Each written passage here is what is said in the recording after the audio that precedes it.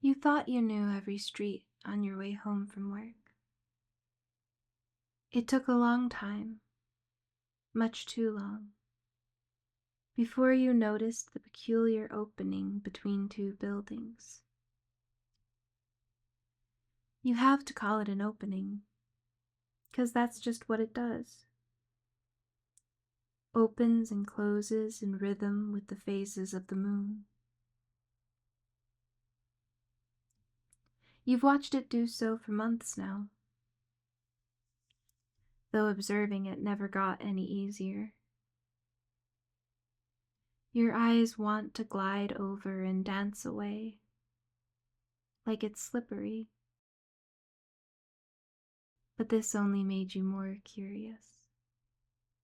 One night, you turn, closing your eyes after stealing one last sideways glance, the moon a waxing crescent above and behind you. You slip into the barely opening alley. As soon as you enter, all aversions cease. You shift through, shoulders slantwise, shuffling step by shuffling step. At the end, you find a temple, quite unlike any of the gray-scaled, straight-angled forms that form the city you call home.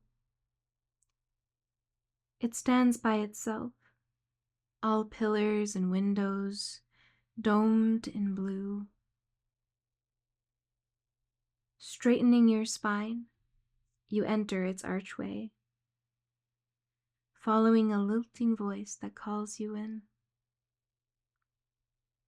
And that's where you find her, sitting at a spinning wheel next to a window, turning a fluffy pile of golden wool into yarn. She welcomes you warmly. There's a chair and a cup of tea set out for you. You take both politely.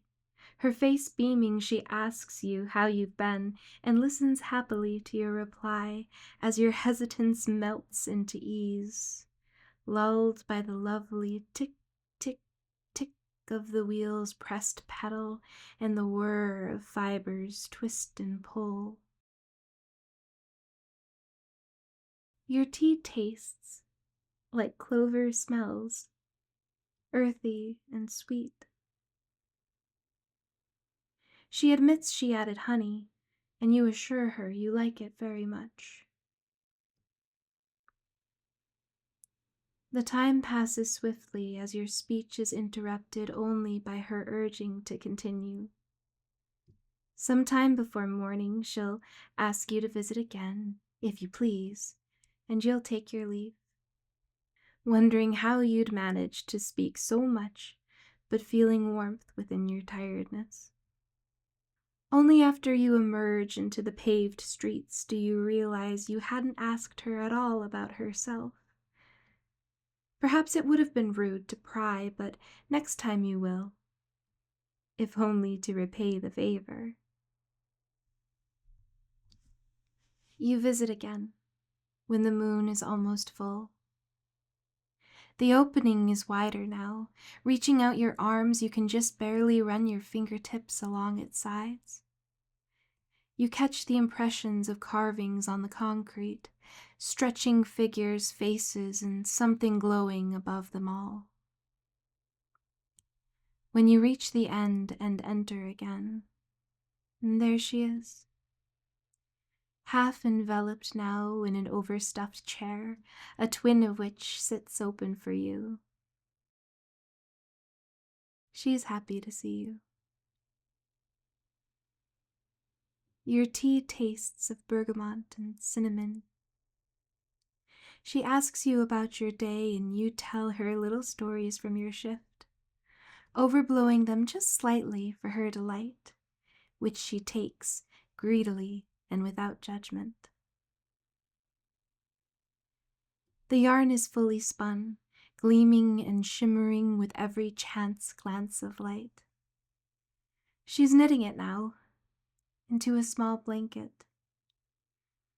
You listen to the click-clack of her needles as they knock gently against each other. When you found the perfect moment, you ask her about herself. Her answer comes, haltingly at first, like rain from a blue sky, tentative drop by drop, as if asking permission. Then in a downpour. First, she tells you of the pattern she's making up as she goes along, how she wants it to look like waveforms when viewed from just a little distance, how wool is perfect for holding heat, how the loops she forms with her needles are almost like knots but can be undone with a single pull. Then she tells you of her lover, his kindness, his gentleness, how even though he's far away, engaged in matters of great importance, she still feels him with her, still carries his warmth inside her.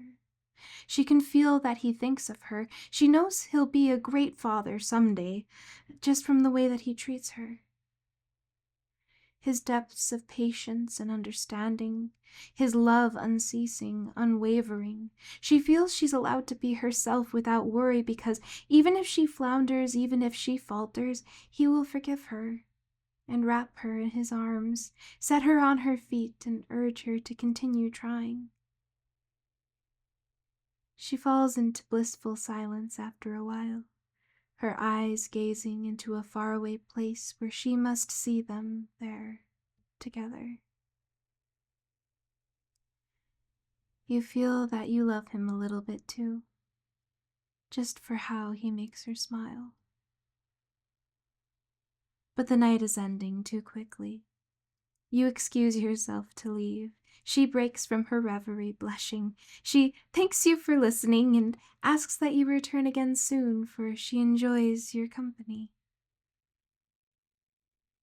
You wander your way back through the opening street, hands still warm from the teacup. You mean to go back again soon, but you forget. It's still very easy to forget about the street, even as you walk past it every night.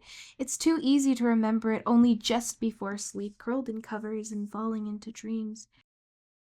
By the time you find your way back, the moon is already terribly waned.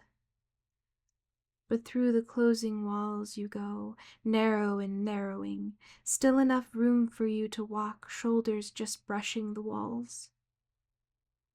You make it once again to the temple, and she is happy to see you.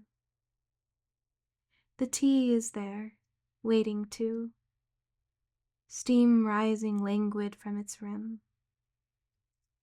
It tastes of jasmine and chrysanthemum. She asks you how you've been since she saw you last, but before you answer, your eyes are drawn to the project in front of her.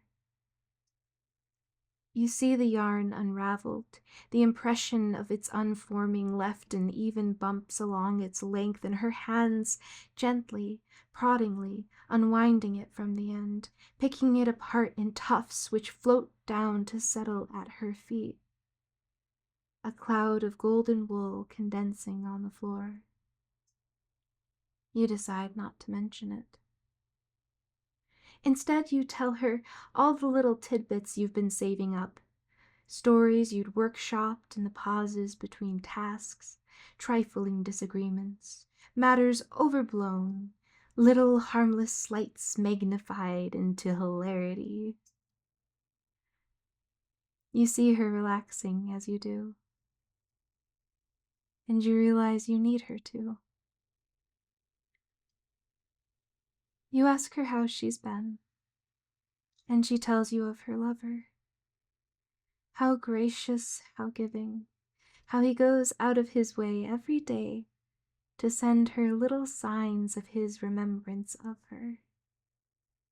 How he even sends you to come and speak to her and keep her from getting too lonely. She tells you, like it's a secret, how he speaks to her in her mind, sending her words of comfort and encouragement. and how glad she'll be when she meets him. The time is brief, and the time is up. You hadn't thought about the walls closing at all. But even if you tried to stay, even if you clutched at the chair, even if you clung to the window frame, wrapped your fingers around the corners of the walls, even if you tightly hugged the pillars as your feet walked outwards and away, it would not stop you. You leave, shoulders once again shimmying through the closing passageway, and you emerge without looking behind you, knowing there'd be nothing to see but the meeting of buildings, a perfectly ordinary street.